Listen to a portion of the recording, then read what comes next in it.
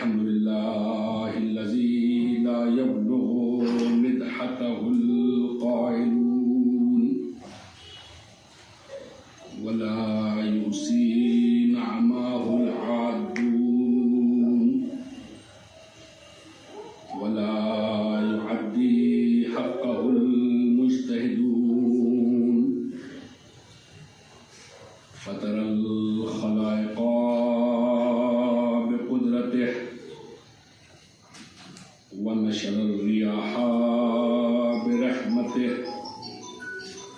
ووتدا بالصخور ميدان أرضه والصلاة والسلام على سيدنا ومولانا حبيب قلوبنا وطبيب نفوسنا بالقاسم المصطفى محمد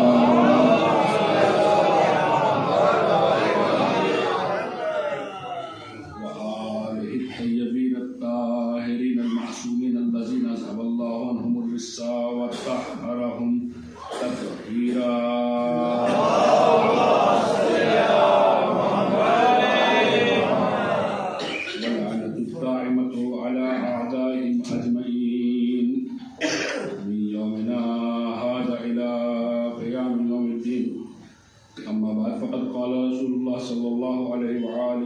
وسلم إن التواضع يزيد صاحبه رفعا.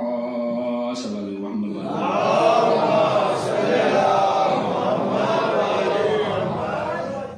قبل اس کے کہ داخل بحث ہوں آپ لوگوں سے گزارش ہے مرتبہ سورہ الحمد 3 مرتبہ سورہ اخلاص کی طرف فرما کر رشیدہ بی بنت رحمۃ اللہ خان، منورہ شاہدہ بنت ممتاز خان، شفیع اللہ خان ابن اسماعیل خان، عزیز خان ابن اسماعیل خان، اسماعیل خان ابن لطیف خان، اللہ محمد محمدین ممنات کو اشارے ثواب فرما.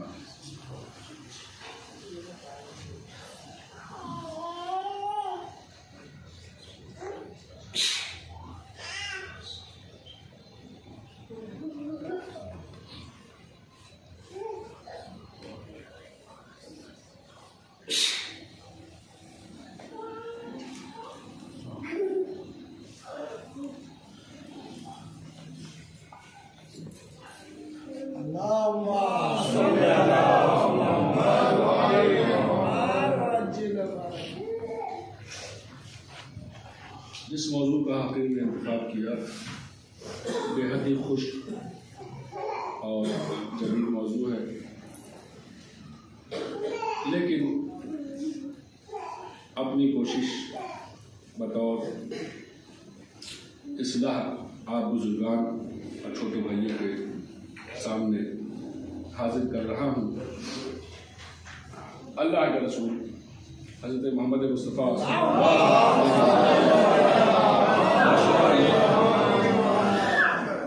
ارشاد فرما رہے ہیں ان التواضع یزید صاحبہ رفعا. بے شک تواضع جو ہے وہ اپنے صاحب یعنی متواضع شخص کے رفعت میں بھی بلندی پیدا کر دیتا ہے. یعنی جو شخص متواضع ہوتا ہے تو اس کا تواضع کرنا اس کی اخلاقی بلندیوں کو بڑھا دیتا ہے. اب ہم نے دیکھا کہ بہت سارے الفاظ ایسے ہمارے سامنے ہوا کرتے ہیں کہ جن کا استعمال تو بہت زیادہ ہوتا ہے، لیکن ان کے بارے میں جانکاری ہماری بس بہت ہی کم ہوا کرتی ہے. انہی میں سے ایک لفظ تواضع ہے یا تزکیہ نفس ہے کہ جن کے بارے میں معلومات ہماری بہت کم ہوتی ہے. لفظ تواضع کی آپ کی خدمت میں تعریف کروں گا. اہل علم حضرات لفظ تواضع کی تعریف جو بیان کرتے ہیں وہ یہ ہے کہ دوسروں کو احترام دینے کے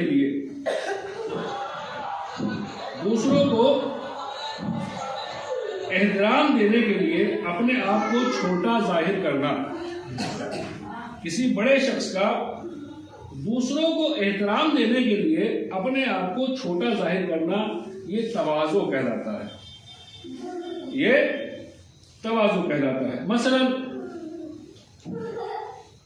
میں آپ میں سے کسی بزرگ کے گھر پہنچا اور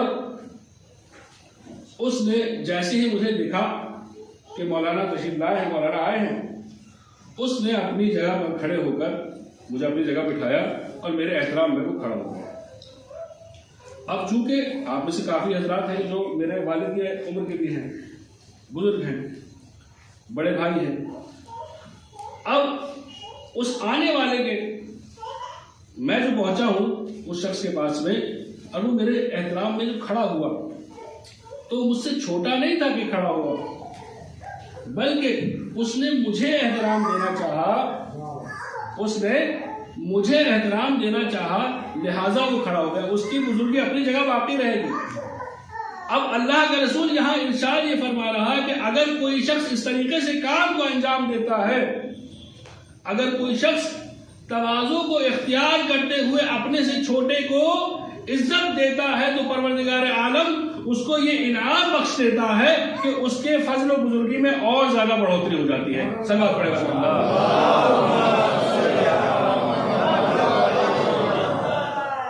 اب دیکھیے تواضع کی 4 نشانیاں امام جعفر صادق علیہ السلام نے ہم نے کہا کہ بھائی ہم نے ٹھیک ہے ڈیفینیشن سن لی، لیکن اگر کچھ نشانیاں مل جاتی ہمیں، اگر کچھ نشانیاں ہمیں مل جاتی تو یہ بہت اچھی بات ہوتی۔ کہا بالکل حاضر خدمت ہے، اہل بیت کے چاہنے والے بھی اتنے اچھے افراد تھے اور اتنے زمانے کو سمجھنے والے افراد تھے کہ آنے والے زمانے میں یہ سوال پیدا ہوگا کہ بھائی کچھ ان کی نشانیاں تو بتا دو۔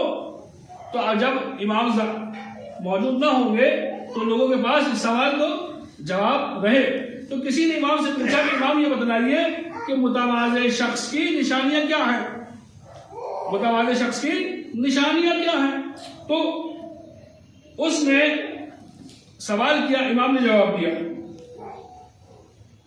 کہ جو شخص بھی متواضع ہوگا اس کی 4 نشانیاں ہیں۔ پہلی نشانی، محفل و مجلس میں اسے جگہ جہاں جگہ ملتی ہے وہاں بیٹھ جاتا ہے۔ محفل و مجلس میں جہاں جگہ ملتی ہے وہاں بیٹھ جاتا ہے، اس بات کا خیال نہیں کرتا کہ یہ میرے مقام سے اونچی ہے یا نیچی ہے۔ یہاں تو خیر ہمارے پاس مجمع بہت زیادہ نہیں ہوتا، لیکن آپ نے ان جگہوں پہ دیکھا ہوگا کہ جہاں پر بہت زیادہ مجلس میں مجمع بھرا ہوا ہے، اس کے بعد میں ایک شخص وائٹ کالر والا آتا ہے اور مجمع کو چیرتے پھاڑتے ہوئے سب سے آگے جا کر اسے بیٹھنا ہے، نہ اسے نوحہ پڑھنا ہے، نہ اسے منقبت پڑھنا ہے، نہ اسے سوز پڑھنا، نہ سلام پڑھنا، نہ خطابت پڑھانی، حتیٰ کہ زیارت اسے نہیں پڑھانی۔ لیکن خدا کا بندہ ایسا سمجھتا کہ نہیں وہی جگہ اس کا حق ہے۔ دیکھیے علماء کے بارے میں معذرت خواہ ہوں، چونکہ ان کی مقام ہے آگے بیٹھنا، ان کا مقام ہے آگے بیٹھنا، لیکن بعض افراد ہمارے ہاں ایسے ہوا کرتے ہیں، اور ہمارے ہاں نہیں بلکہ تمام لوگوں میں اس طرح کے لوگ موجود ہوتے ہیں کہ جو ان کاموں کو انجام دیتے ہیں کہ وہ چاہے سب سے آخر میں آگے آئے لیکن سب سے آگے جا کے انہیں بیٹھنا ہے۔ تو امام کہتے ہیں کہ اگر کوئی شخص اس طرح کا ہے تو متواضع نہیں ہے، بلکہ تواضع کی ضد کیا ہے؟ تکبر۔ یہ شخص متکبر ہے، گھمنڈی ہے، یہ شخص اس کا گھمنڈ اسے مجبور کرتا ہے، اس کا تکبر اسے مجبور کرتا ہے کہ وہ ایسی حرکتیں کرے۔ پھر امام نے دوسری مثال، دوسری نشانی اس کی بتائی کہ متواضع شخص وہ ہوتا ہے کہ جو سلام میں ہمیشہ پہل کرتا ہے، ہمیشہ اس کی کوشش یہ رہتی کوئی مجھ سے پہلے سلام نہ کر دے، کوئی مجھ سے پہلے سلام نہ کر دے، بلکہ سب سے زیادہ میں پہلے سلام کرنے والا رہوں، سب سے زیادہ میں پہلے سلام کرنے والا رہوں۔ اس کے مقابل میں متکبر آدمی وہ ہوتا ہے، گھمنڈی آدمی وہ ہوتا ہے کہ جو اس بات کا انتظار کرتا ہے کہ اگر میں نے انہیں دیکھا تو بس میں انتظار کرتا ہوں کہ بھائی پہلے سلام کریں، میں بعد میں سلام کروں۔ فقہ میں ایک مسئلہ آپ کی خدمت میں بیان کرتا چلوں گا۔ باقاعدہ روایات ہمارے پاس موجود ہیں۔ متکبر کی نشانی یہ ہے، متکبر کی نشانی ہے، ایک حدیث پہلے بیان کروں پھر انشاءاللہ یہ متکبر کی نشانی بتا دوں گا۔ صلی اللہ علیہ محمد والے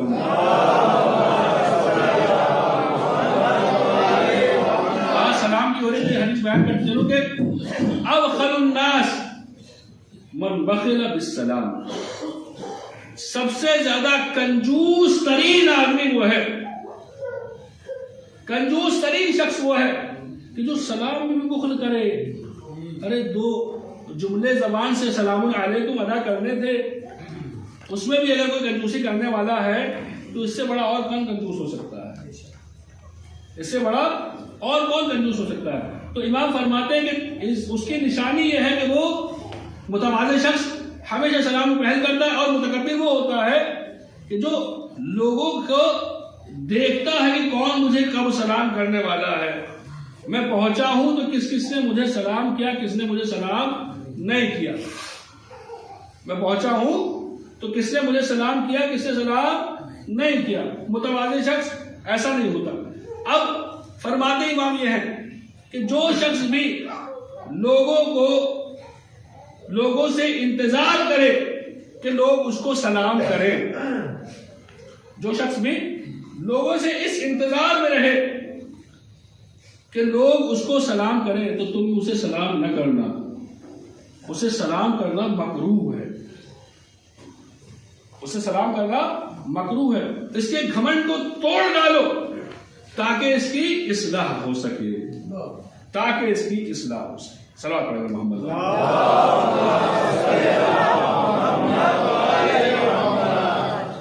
تو پہلی نشانی یہ کہ وہ مجلس میں متواضع شخص جو ہوتا ہے وہیں بیٹھ جاتا ہے جہاں اسے جگہ ملا کرتی ہے۔ دوسری نشانی یہ کہ وہ سلام میں پہل کیا کرتا ہے۔ تیسری نشانی یہ ہے کہ وہ بحث کو چھوڑ دیتا ہے چاہے حق پر ہی کیوں نہ ہو۔ آپ نے دیکھا ہوگا لوگ کبھی کبھی تو بے بات ہی الجھ پڑتے ہیں۔ یہاں پر امام جعفر صادق علیہ السلام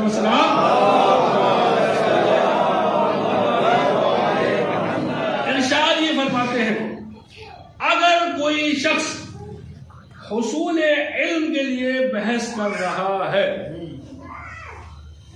میں نے ایک مسئلہ بیان کیا، آپ کو سمجھ میں نہیں آیا، آپ نے اس میں پھر سوال کیا، میں نے پھر بیان کیا، آپ کو سمجھ میں نہیں آیا، یا مثلا کلاس میں استاد تھا، استاد سے ہم نے سوال کیا اور استاد نے جواب دیا، میرے بات سمجھ میں نہیں آئی، ہم نے پھر سوال کیا، پھر بات سمجھ میں نہیں آئی۔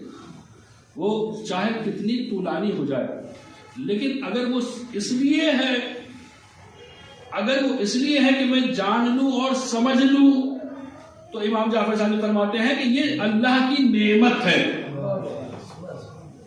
اگر صرف اس لیے ہے کہ میں جان لوں اور سمجھ لوں تو یہ اللہ کی نعمت ہے، اور اگر بحث صرف اور صرف بحث کے لیے ہے، ٹائم خراب کرنے کے لیے ہے، یا دوسرے کو ذلیل کرنے کے لیے ہے، تو یہ گھمنڈ اور تکبر ہے، اور گھمنڈی اور تکبر کرنے والا کا مقام کیا ہے؟ سقر، جہنم کا وہ درہ کہ جہاں پر جو سب سے زیادہ گہرا ہوگا، جہاں سب سے زیادہ عذاب لوگوں کے اوپر نازل ہو رہا ہوگا۔ تو پہلی نشانی عرض کی کہ جہاں جگہ ملے وہیں بیٹھ جاتا ہے، دوسری نشانی سلام میں پہل کرتا، تیسری نشانی بحث میں نہیں پڑتا، جب بھی کبھی کوئی بحث ہوتی ہے یہ وہاں سے کوشش کرتا ہے کہ اپنا دامن بچا لے، چاہے وہ حق پر ہی کیوں نہ ہو، بہت زیادہ لمبی طولانی بحث یہ نہیں کرتا۔ پھر فرمایا کہ چوتھی نشانی متواضع شخص کی یہ ہے کہ متواضع شخص کبھی یہ نہیں چاہتا کہ لوگ تقوی و پرہیزگاری کے بارے میں اس کی تعریف کریں۔ آپ نے دیکھا ہوگا بہت سے لوگ نئے نئے ملا، نئے نئے مسلمان ہوتے ہیں، مثلا بندے خدا نے آج ہی نماز شب شروع کی تھی، اب 3 روز ہوئے، چوتھے دن مسجد پہنچا، بولا رہے گڈو بھائی نماز شب پڑھتے تو تم بھی پڑھ دو نا ماشاءاللہ. ہمیں بڑی فضیلت ہے، بڑی روایتیں ہیں، بڑی تعلقات ہیں، بڑی جو ہے اس کی جو ہے فضیلت ہے. ہم روایتیں ہیں بھری پڑی ہیں، پڑھا کرو، تم بھی پڑھا کرو. وہ جو متواضع شخص ہوتا ہے وہ کبھی ایسا نہیں ہوتا. مثلا مولانا اپنے گھر بیٹھے تھے، نشیمن پر مجیب سر آئے، حسین بھائی آئے، حاجی بھائی آئے، اور پتہ چلا دیکھ لیا انہوں نے کھڑکی سے کہا حاجی بھائی کھڑے باہر. ایک دم ڈھونڈی کہاں تسبیح پہلے ہاتھ میں لے لو، اس کے بعد دروازہ کھلے گا. دیکھیے اگر کسی نے کرتا نہیں پہنا اور وہ اس کے لیے کوشش کرنا ہے کہ نہیں پہلے لباس صحیح کر لے اس کے بعد میں وہ دوسرے کے سامنے آئے، تو یہ عدل ہے، یہ عدل ہے. لیکن اگر تسبیح تلاش کر رہا ہے تو یہ تواضع نہیں تکبر ہے، تاکہ لوگ یہ جان لیں ارے مولانا سے بیچارے جب گھر میں بھی رہتے ہیں تب بھی ہاتھ میں تسبیح رہا کرتا ہے. بھائی موبائل رہتا ہاتھ میں لیکن اس سے کچھ نہیں ہوتا. اگر قرآن کریم کی آیت ہے اِنَّا هَدَيْنَاهُ السَّبِيلَ إِمَّا شَاكِرًا وَإِمَّا كَفُورًا، اِمَّا شَاكِرًا وَإِمَّا كَفُورًا. ہم نے تمہیں تسبیح بھی دی، موبائل بھی دیا. ہم نے تسبیح بھی دی، تمہیں موبائل بھی دیا. اِنَّا هَدَيْنَاهُ السَّبِيلَ، ہم نے ہدایت کے راستے کو بالکل صاف صاف کر دیا. ہم نے ہدایت کے راستے کو بالکل صاف صاف کر دیا. اِمَّا شَاكِرًا وَإِمَّا كَفُورًا. اب چاہے تم شکر گزار ہو جاؤ، چاہے تم کافروں میں ہو جاؤ. اب ہم نے تمہیں تسبیح بھی دے رکھی، موبائل بھی دے رکھا ہے. اب یہ تمہاری مرضی ہے کہ تم تسبیح کو ایسے موقع پہ استعمال کرو کہ جہاں ریاکاری ہو تو یہ کافرین میں شامل ہو گئے، اور تمہیں موبائل دے رکھا ہے لیکن اسے آپ استعمال کرتے ہیں اہل بیت کے احادیث کو پڑھنے کے لیے، اہل بیت کے علم کو جاننے کے لیے، اس کے علم کو پھیلانے کے لیے، تو تم شاکرین میں شمار ہو گئے. بس یہ تمہارا کام ہے کہ تمہیں کر کیا رہے ہو. سب بات پڑھے گا محمد.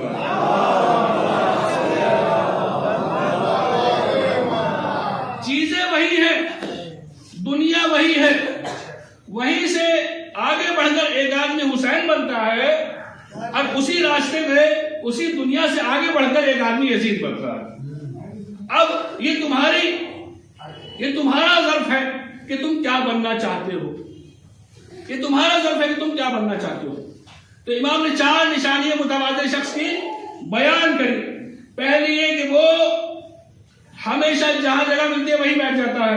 دوسری یہ کہ جہاں سلام کرنا ہو پہل سلام میں کیا کرتا ہے.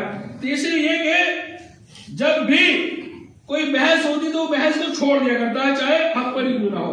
چوتھا یہ کہ وہ نہیں چاہتا کہ لوگ تقوی اور پرہیزگاری کے بارے میں اس کے بارے میں باتیں کریں. اگر کوئی اپنے تقوی پرہیزگاری نمازوں کو دکھاتا ہے تو متواضع شخص نہیں ہوتا. امام علی نبی علیہ السلام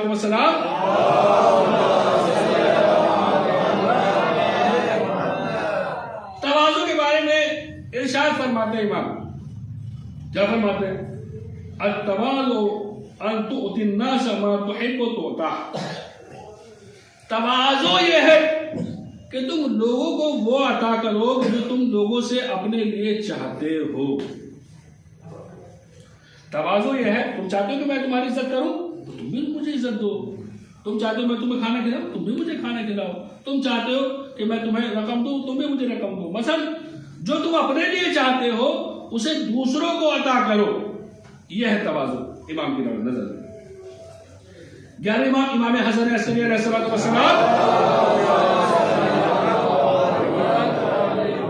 فرماتے ہیں کہ بہت ساری نعمتیں ہیں اللہ کی جن کے اوپر لوگ حسد کر سکتے ہیں. بہت ساری نعمتیں ہیں اللہ کی. لوگ مال کے اوپر حسد کرتے ہیں، اولاد کے اوپر حسد کرتے ہیں، عورتوں کے اوپر حسد کرتے ہیں، تعداد کے اوپر حسد کرتے ہیں، مکان کے اوپر حسد کر سکتے ہیں.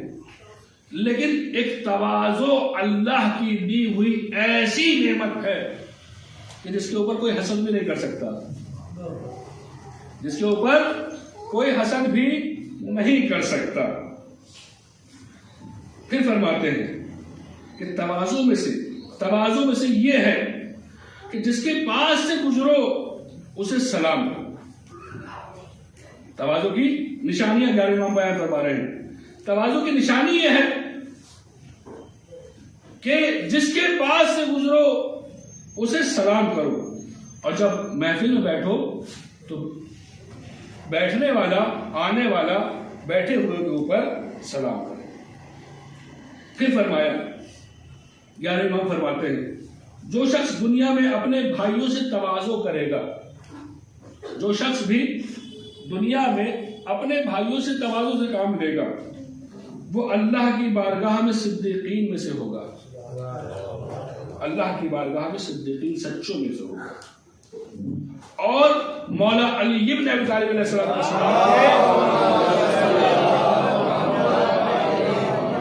حقیقی شیعوں میں سے ہوگا۔ اگر کوئی چاہتا ہے کہ یہ دیکھے کہ میں مولا کا کتنا شیعہ ہوں، میں مولا کا حقیقی شیعہ ہوں یا نہیں ہوں، تو اسے یہ دیکھنا چاہیے کہ لوگوں کے ساتھ میرا طریقہ کار کیسا ہے۔ اگر میں موقع لگتے ہی اپنے سے چھوٹوں کو جھڑک دیتا ہوں، ذلیل کرتا ہوں، عزت نہیں دیتا یا لوگوں کی آبرو چھیننے کے درپے رہتا ہوں، تو کچھ بھی ہو سکتا ہوں، علی کا شیعہ نہیں ہو سکتا۔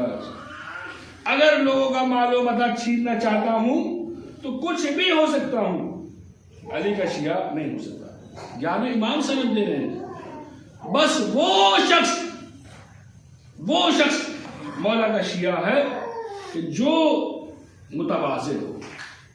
اب دیکھیے ہم نے ذکر کیا شروع میں تواضع کی جو ضد ہے وہ کیا ہے؟ وہ ہے تکبر۔ اہل بیت سے آپ نے تواضع کو سن لیا، اب تکبر کو جان لیجئے۔ تکبر جو ضد ہے تواضع کی، گھمنڈ۔ سب سے پہلے جس نے تواضع کے سامنے تکبر کیا وہ کون تھا؟ جب پروردگار عالم نے سارے فرشتوں کو یہ حکم دیا کہ اب تواضع کرو، میرا حکم ہے کہ سجدہ کرو، تو ابا واستکبر وکان من الکافرین۔ تو شیطان تھا کہ جس بچا اس کام سے، واستکبر وکان من الکافرین۔ اور یہ تو ظاہری طور پر 6000 سال سے یہ نمازیں پڑھ رہا تھا، عبادتیں کر رہا تھا۔ امام علی کے خطبے میں بیان کرتے ہیں کہ مجھے نہیں پتا کہ وہ 6000 سال جو گنائے گئے ہیں وہ اس دنیا کے ہیں، ہم جیسے ہمارے سال ہیں، یا آخرت والے سال ہیں کہ جن کا ایک دن 50,000 یا 1000 دن کا ہوا کرتا ہے۔ ہزاروں سال عبادتیں کی لیکن ایک موقع پہ تواضع نہیں کیا بلکہ تکبر کیا، اور کہہ دیا کہ کان من الکافرین، یہ تو اللہ کے ماننے والوں میں تھا ہی نہیں۔ عزیزان محترم کہاں ہیں ہم لوگ؟ اب ہم اپنے اندر دیکھیں کہ کتنا تواضع ہے، تواضع ہے یا تکبر ہے؟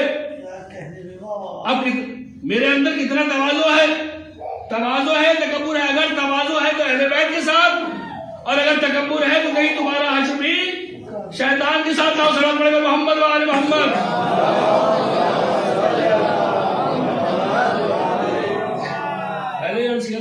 موضوع ذرا تھا سوکھا سا ہے، مجھے بھی پیاس لگتی ہے، آپ لوگ بھی آرام سے بیٹھے رہتے ہیں، ایک سلوات میں خود سے نہیں پڑھتے۔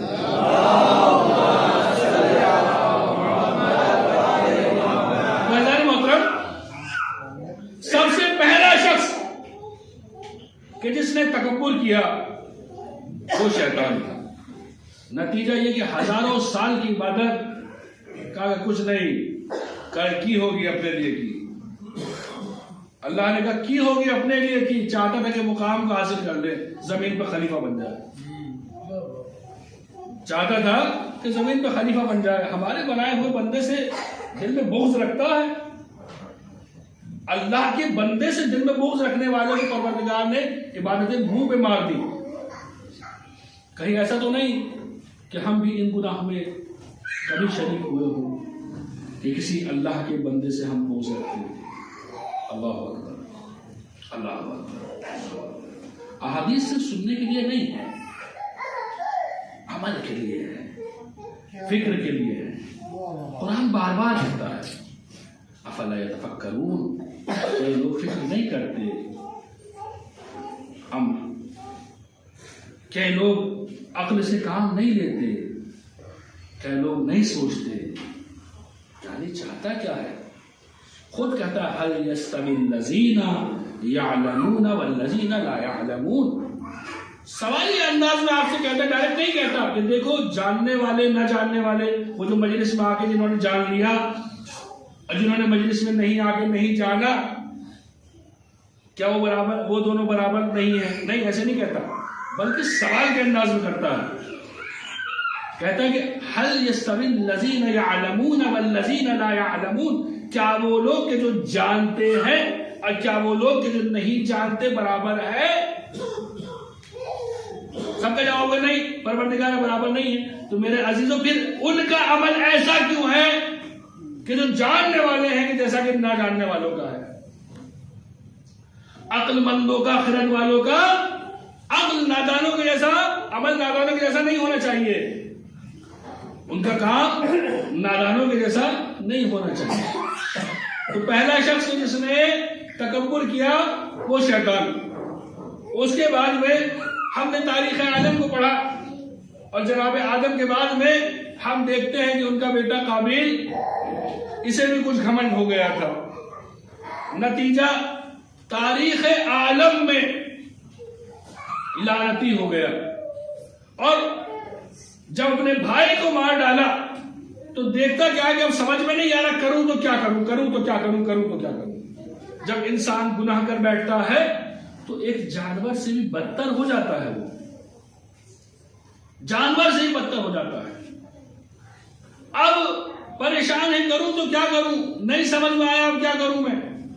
اب کیا تھا، پروردگار نے تو فرشتوں کو بشکل کوے کی شکل میں بھیجا اور وہ آئے، دونوں لڑے اور ایک نے دوسرے کو مار دیا اور اس کو دفن کیا، اور دفن کرنے کے بعد اس کے اوپر مٹی ڈال دی.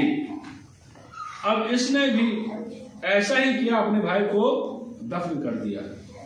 اور اس کے بعد قرآن اس بات کی گواہی دیتا کہ اس نے کہا ہائے افسوس کہ میں اس کوے سے بھی، میں اس جانور سے بھی اپنی طور پہ کم ہو گیا.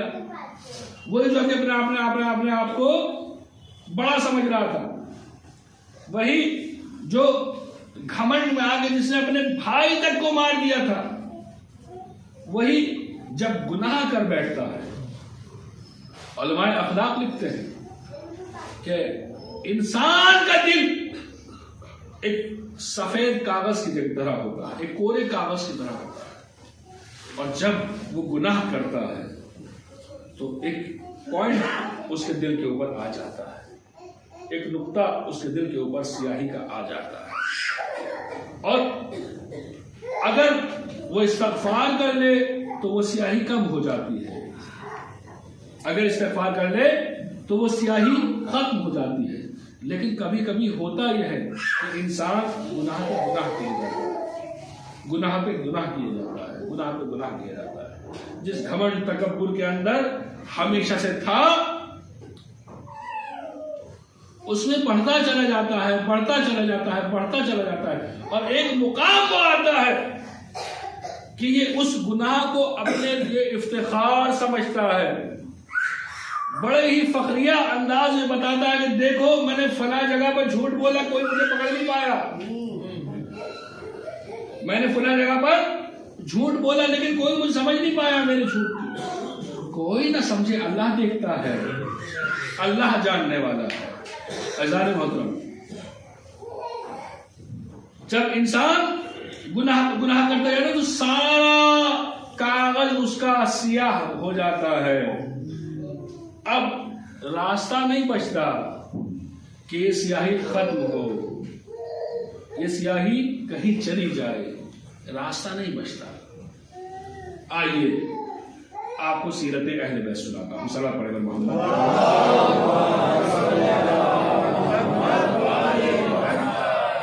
ہم نے گھمنڈی دیکھے. پہلا گھمنڈی متکبر شیطان، اس کے بعد پھر ہم نے دیکھا کہ قابیل کہ جس نے گھمنڈ میں آ کر، جس نے تکبر میں آ کر اپنے بھائی کو ہی مار ڈالا۔ اس کے بعد ہم نے تاریخ انسانیت میں دیکھا نمرود کہ جس کی موت اس طریقے سے ہوئی کہ جو کہا کرتا تھا کہ میں ہوں کہ جو زندہ بھی کرتا ہوں اور موت بھی دیتا ہوں۔ کہا کس طریقے سے زندہ کرتے ہو، زندگی دیتے ہو، موت دیتے ہو؟ 2 لوگوں کو بلایا اس نے کہ جو جیل میں قید تھے، بلایا اور بلانے کے بعد میں ایک کو آزاد کر دیا، دوسرے کو کہا کہ یہی مار دو۔ کہا دیکھو میں نے زندگی بھی دی، میں نے موت بھی دی۔ تو اب اللہ کے رہنما نے، نبی نے اس سے کہا کہ یہ بتاؤ کہ کیا تم دوبارہ زندہ کر سکتے ہو اسے؟ کیا تم مرے ہوئے کو دوبارہ زندہ کر سکتے ہو؟ فبہت الذی کفر، بس مبہوت ہو گیا، اب جواب نہیں دے پایا۔ اس شیطان صفت نے حلہ جو عراق میں واقع ہے، وہاں ایک تقریباً 100 فٹ کی ایک مینار بنوائی، ابھی بھی تقریباً 40 فٹ کا، وہاں میں خود گیا دیکھ کے آیا ہوں، وہاں پہ وہ جگہ موجود ہے، تاکہ اللہ سے جنگ کرے۔ اب اس نے اپنے اعتبار سے جتنا ہو سکتا تھا اس زمانے میں اونچا بنایا گیا 100 فٹ 120 فٹ جو بھی اس کی ہائٹ رہی، اس نے بنایا۔ اب جو وہاں پہنچا، اس نے سوچا نا خدا آسمانوں میں ہے، اب جو ہے وہاں پہنچا اور وہاں سے اس نے اوپر کی طرف نگاہ کی تو دیکھتا کیا ہے، جتنا زمین سے تھا آسمان اتنا ہی یہاں سے بھی ہے، جتنا آسمان زمین سے اونچا تھا اتنا ہی آسمان سے وہاں سے بھی۔ کچھ نہ کر پایا، بس جھونجھن سے آئی اور اس نے اس جھونجھن میں ایک تیر آسمان کی طرف چلایا، اور کہتے ہیں کہ وہ تیر جا کسی پرندے کو لگا اور وہ تیر بعد میں اس کا واپس آیا اور جس پہ خون لگا تھا، کہنے لگا دیکھو میں نے ابراہیم کے خدا کو مار ڈالا۔ اب اللہ کی طرف سے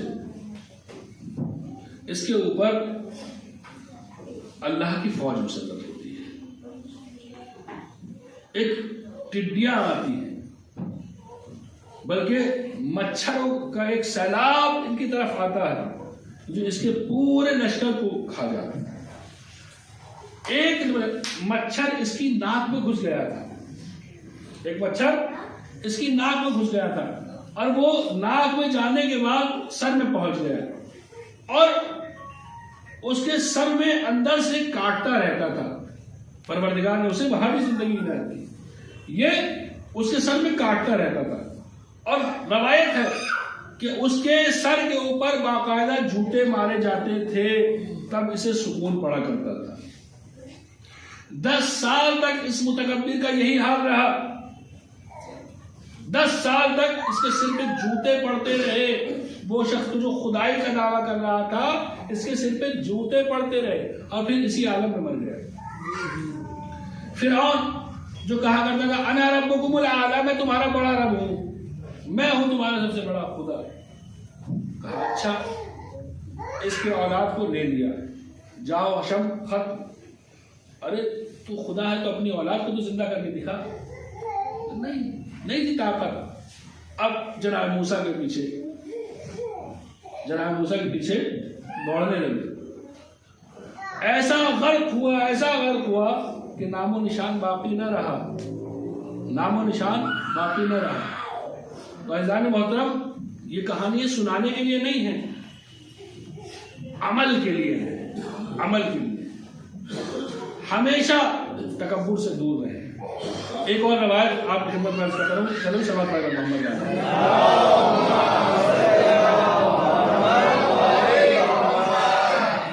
انسان جب بھی گھمنڈ کرتا ہے وہ سامنے والے کو نہیں دیکھتا کون ہے کیا ہے، اگر اس کے سامنے مومن ہی کیوں نہ ہو وہ دل دکھانے سے باز نہیں آتا۔ جب سن 8 ہجری میں مسلمان والد مکہ ہوئے، مہاجرین جو یہاں سے گئے تھے مکہ سے مدینہ اور مدینے والے، اتنے سال تک ان کے اوپر بین لگا ہوا تھا کہ بھئی یہ مکہ نہیں آ سکتے۔ 6 ہجری میں ایک مرتبہ آئے تو پھر لوٹا دیے گئے تھے ایک صلح نامے کے ساتھ میں۔ 8 ہجری میں جب سارے وارد مکہ ہوئے، خانہ کعبہ کو دیکھا، خانہ کعبہ کو دیکھتے ہیں اور دیکھ کے گریہ کرنے لگتے ہیں۔ اب سوچئے میں اور آپ جب خانہ کعبہ کو دیکھیں، جب پہلی بار دیکھیں گے تو ہم گریہ وزاری کرنے لگ جائیں گے۔ اللہ کا گھر ہے، اللہ کا گھر ہے۔ وہ لوگ جو اس کے صحن میں پلے بڑے ہوں ان کے لیے کتنا مقام رکھتا ہو، ان کی کیا حالت ہوگی کہ جو اس کے خانہ کعبہ کے صحن میں پلے بڑے ہوں، جو کعبے کو دیکھ دیکھ کے بڑے ہوئے ہوں، اس کے بعد میں انہیں بین کر دیا جائے کہ آپ کعبے تک نہیں جا سکتے۔ اس کے بعد 8-10 سال بعد، 8 سال بعد، بلکہ جو حبشہ سے گئے تھے اور وہاں سے واپس ادھر آئے ہیں ان کے لیے اور زیادہ 8-10 سال بعد یہ لوگ خانہ کعبہ کو دیکھ رہے ہیں۔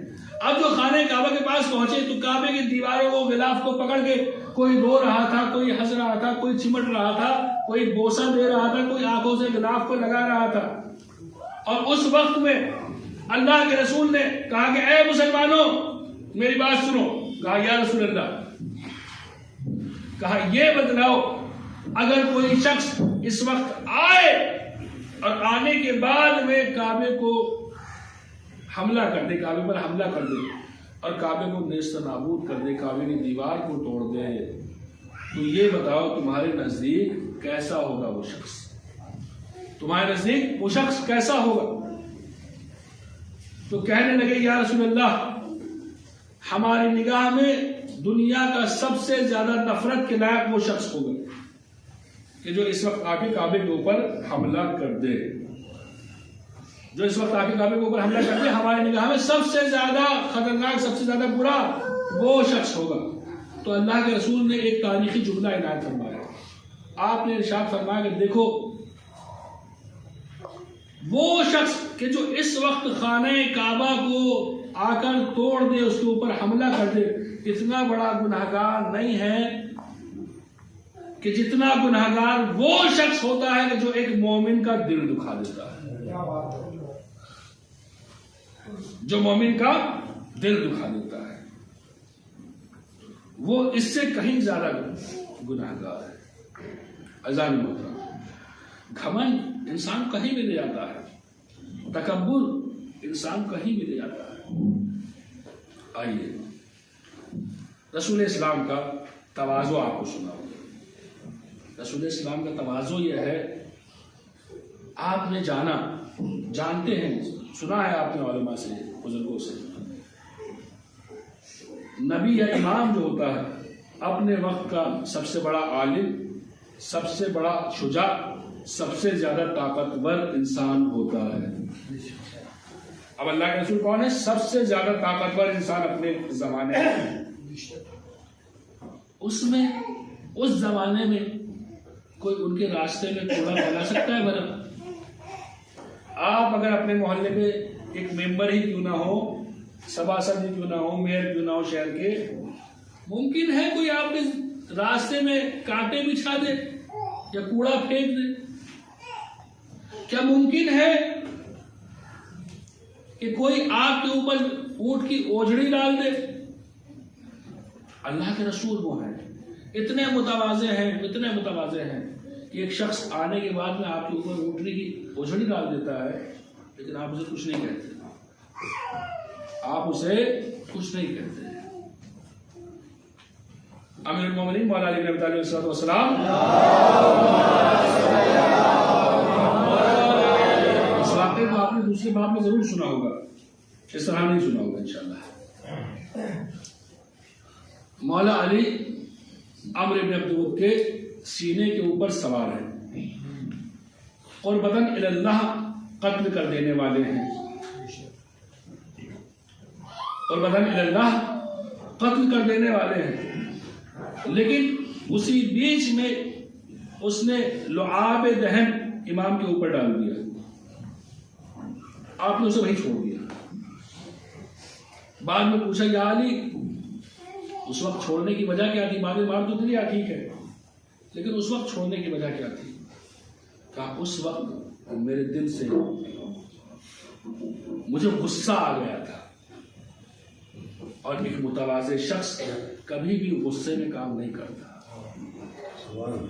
تواضع تھی انسان علی کی، امیر المومنین کی تواضع تھی یہ کہ آپ نے اس غصے کے عالم میں اس ظالم کو مارا نہیں، بلکہ آپ چاہتے تھے قربتاً الی اللہ اس کام کا انجام دیں. عزیزان مطلب ہمارا ہر ایک کام جب بھی ہو، جو کچھ بھی ہم کریں تو قربتاً الی اللہ ہونا چاہیے. چونکہ باقاعدہ روایات ہمارے پاس ہیں. جو شخص بھی ریاکاری بطور، دکھاوے بطور، تکبر بطور کسی کام کو انجام دیتا ہے، جو شخص بھی ریاکاری بطور کسی کام کو انجام دیتا ہے تو روز قیامت پروردگار کہے گا کہ تو لوگوں کو دکھانے کے لیے تو یہ کام کو انجام دیا کرتا تھا، لوگوں پہ گھمنڈ کرنے کے لیے بھائی میرا چندہ 1000 روپے 10,000 روپے 50,000 روپے، ٹھیک ہے. کہیں جب ریاکاری کا موقع ہو تبھی جیب سے ہاتھ ڈالا کرتا تھا. میرا دکھاوا، میری طاقت سب سے زیادہ ہے. تو جب کوئی کام لوگوں کو دکھانے کے لیے کرتا ہے تو پروردگار عالم روز قیامت اس سے کہے گا کہ میرے بندے تم میرا بندہ نہیں رہا، تو بندہ اس کا ہے کہ جس کو دکھانے کے لیے کام انجام دیا کرتا تھا. لہذا اب اگر تجھے اس کا بدلہ چاہیے، اب اگر تجھے اس کا بدلہ چاہیے تو تو جا کے بدلہ اس سے مانگ، مجھ سے نہ مانگ. صلوات پڑھ کر محمد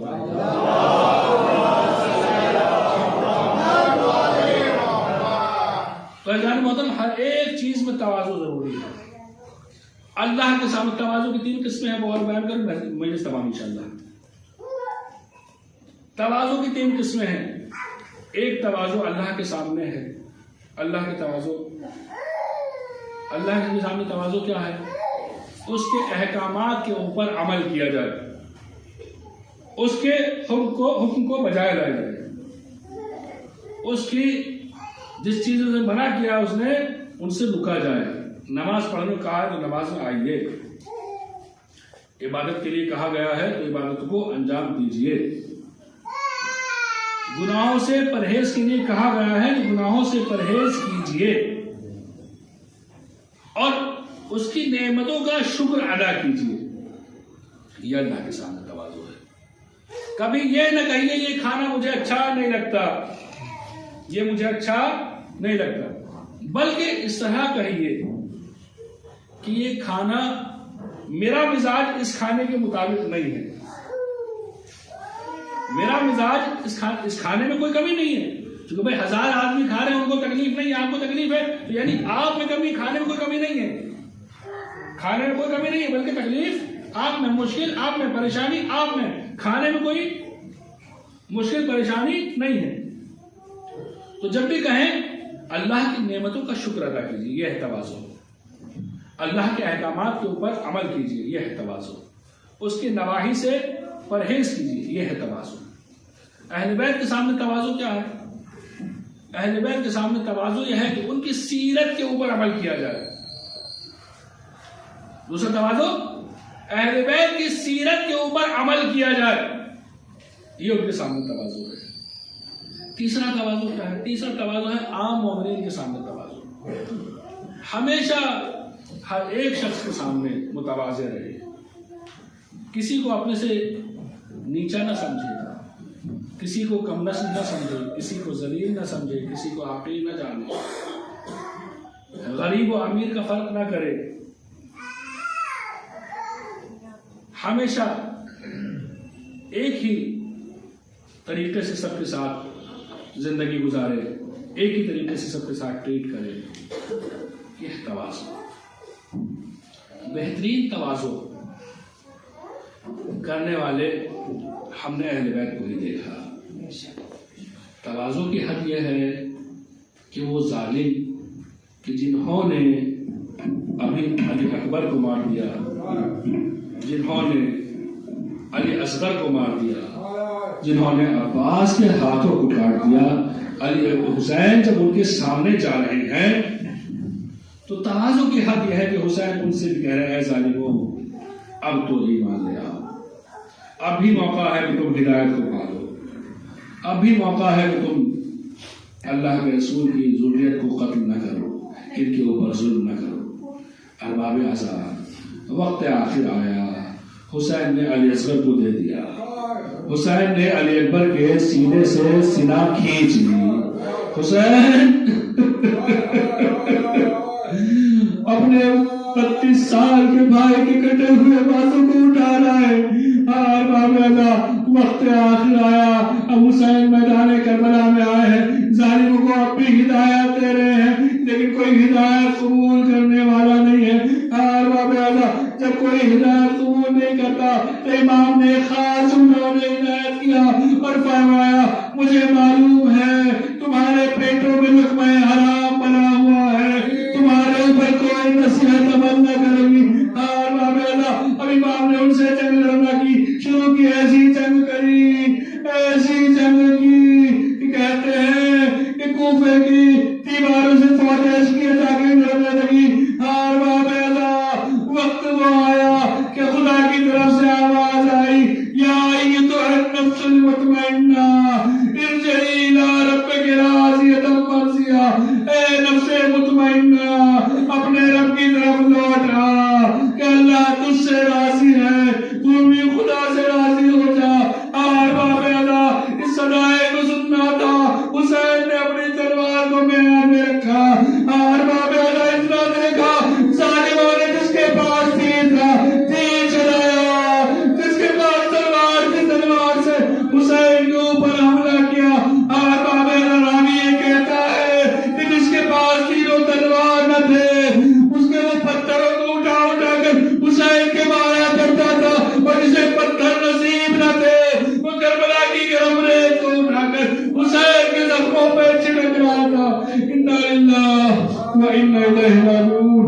رضا غداہی و تسلیما لعمرہ سيعلم الذين ظلموا أي منقلب ينقلبون. خدا تجھے واسطے محمد و آل محمد تجھے واسطے شہداء کرتا اور سرائے کی بلا کر ہمارے اس قریب سے عمل قبول فرما, ہمارے گناہ کبیرہ اور صغیرہ کو معاف فرما, مشکلات کو آسان فرما, پریشانیوں کو دور فرما, امام زمانے کے ظہور پر تعلیم فرما, ہم کیا اور انسان میں شامل فرما. آپ لوگوں سے التماس ہے کہ رسول حق کی رسول اخلاص اللہ فرما کر تمام محرومین و محرومات کو اس حال سے فرمائے.